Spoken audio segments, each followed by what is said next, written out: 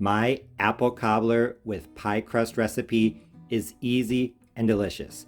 With the lattice top, dumplings inside, along with the perfect balance of sugar and spices, this has both the look and flavor of an old-fashioned southern dessert.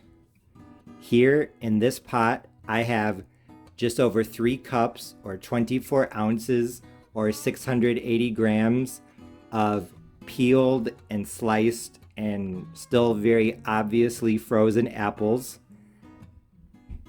I like to use frozen fruit if you've seen my other cobbler and pie recipes, and when I make something with apples, it's no exception. I actually peel and slice my own apples, but instead of doing everything on the same day, which I think is a lot of work, I prep the fruit one day, I freeze it, and then I make the cobbler or the pie on a different day. I know a lot of people use different types of apples. A lot of people like to use Granny Smith or a combination, but I always use golden delicious apples when I make cobbler or pie. A few years ago, I saw an article by Kenji Lopez-Alt. He's a food writer. He has a YouTube channel, and he did an experiment in which he made baked apples with a lot of different varieties, and he said that in his opinion, yellow apples were the best because they have that perfect balance between sweetness, apple flavor, and pectin. Granny Smith, I feel like sometimes doesn't have as much apple flavor as an apple should, if that makes sense, but it does hold its shape and it's not overly sweet. That's why I think if you're just going to use one apple, Golden Delicious is the best because it's going to hold its shape for the most part. It has flavor. It's not super sweet, but is a little sweet. I have never made this apple cobbler before, so we're kind of learning together, but I think it's going to work out like my peach cobbler did. So I am going to start off by adding 3/4 of a cup of water. This water is not only going to help thaw these apples, it's also going to give the filling some liquid, because if I try to cook these apples without adding any liquid, I think they're going to burn. One thing I did want to mention is that when I prep the apples, I peeled them, I cut them. I would say the slices are maybe 1/8 of an inch to 1/4 of an inch thick. Some are bigger or smaller, and that one went on the floor, that's okay. I sprinkled some lemon juice over the sliced apples. I probably used 2 to 3 tablespoons in total, so I'm not going to add any more lemon juice to this. Now I'm going to turn the heat on to high, gas mark 6 out of 6, to start defrosting the apples. It's been about 5 minutes and my frozen apples are defrosting. I'm going to continue cooking these on high heat, as you can see, there's steam coming off. A lot of the apples are still frozen, so it's got a ways to go. Those are still frozen together. But now I'm going to add my sugar and everything else. Here I have 1/2 cup or 110 grams of plain white sugar. Here I have 1/2 cup or 120 grams of light brown sugar. For my spices, I have 1/2 teaspoon of cinnamon, 1/4 teaspoon of ginger, and 1/8 of a teaspoon of nutmeg. I tried this combination last year when I made a Dutch apple pie. It was absolutely amazing. I used to not really spice my apple pies, but I think that's a perfect combination. 1/2 teaspoon of cinnamon, 1/4 teaspoon of ginger, and 1/8 of a teaspoon of nutmeg, along with a pinch of salt, 1/8 of a teaspoon. Up here I have 2 tablespoons of cornstarch, 20 grams, along with 2 tablespoons of water. I'm going to use that to make a slurry in a little bit. And I also have 1 tablespoon of light brown sugar and 1 tablespoon of white sugar for the topping. But that is still a bit off into the future. So what I'm going to do now is I'm just going to mix everything together and bring this to a boil. It's just been a few minutes, and as you can see, the apple filling for the cobbler is now boiling. So I'm going to turn it down from high 6 out of 6 to medium 3 out of 6, and I'm going to cook this for 10 minutes, just like the peach cobbler filling. My apple filling has now been boiling on the stove on medium heat for 10 minutes. So I'm going to turn it off. I stirred it once every 15 to 30 seconds probably. Now I'm going to move on to the next step. Like I said, I want this to be thick, so I am going to add some cornstarch. 2 tablespoons of cornstarch, 2 tablespoons of water. I cannot add the cornstarch directly to the filling because cornstarch does not like to mix in with hot liquid. So you have to make what is called a slurry. You have to mix the cornstarch into room temperature water, maybe slightly cool, and then add that to your hot liquid. Whether it's apple filling for a cobbler or a gravy, the same concept. There, I'm going to add that. I'm going to stir this in. You do not have to turn off the heat before adding the cornstarch slurry. You do need a bit of heat to activate the cornstarch, but once you see that it thickens up, turn off the heat. You don't want to overcook it. As you can see, it thickened up in probably less than 30 seconds. It looks absolutely delicious. I tasted it, it tastes great.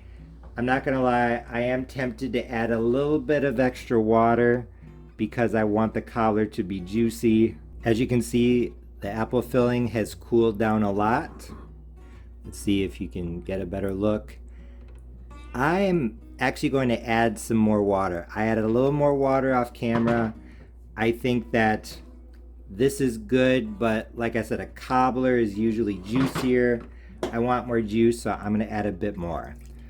So a total of 1 cup of water. You could say that at the beginning, add 1 cup of water and then make a slurry out of 2 tablespoons of water, to which you're going to add 2 tablespoons of cornstarch. Now it's time to turn to the pie crust of this apple cobbler recipe. I am going to add dumplings to the filling.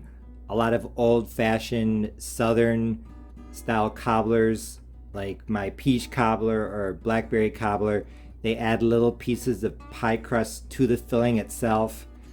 I know that sounds kind of odd, so if you don't want to do that, just take an 8x8 dish, take your dish, butter it, put your 9-inch pie crust in it, take a fork, prick it maybe 6 to 8 times, and then put it into a 350-degree oven, uncovered for 5 minutes to par bake the bottom so that it doesn't get soggy. Honestly, if you forget to do that, I think it'll be fine, but that's just a best practice. I think a bottom crust plus dumplings plus a top crust is too much. So just like with my other cobblers I did this year, I am not going to do a bottom. Here I have 1 9-inch pie crust. Mine is homemade, but you can use store-bought. And I'm going to slice it up into strips. They're going to be, I'd say 1/4 of an inch to 1/2 of an inch wide. Just like this.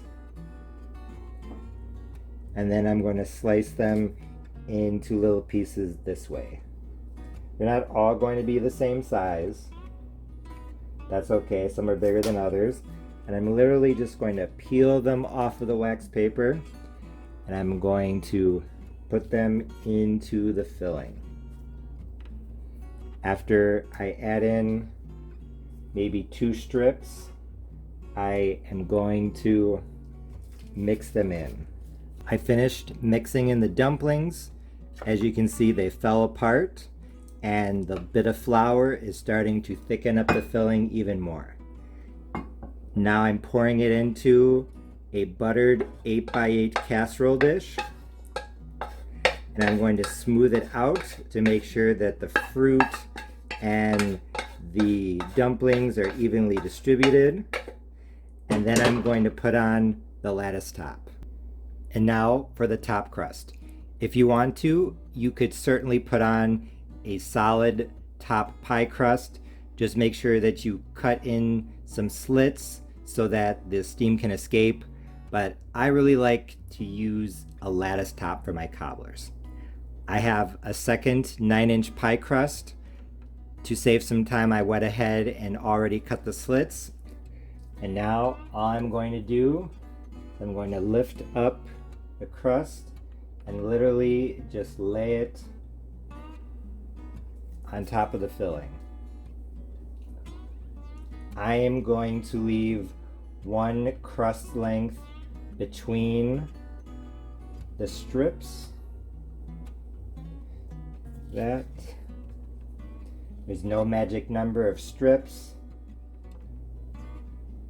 This is supposed to be an easy recipe.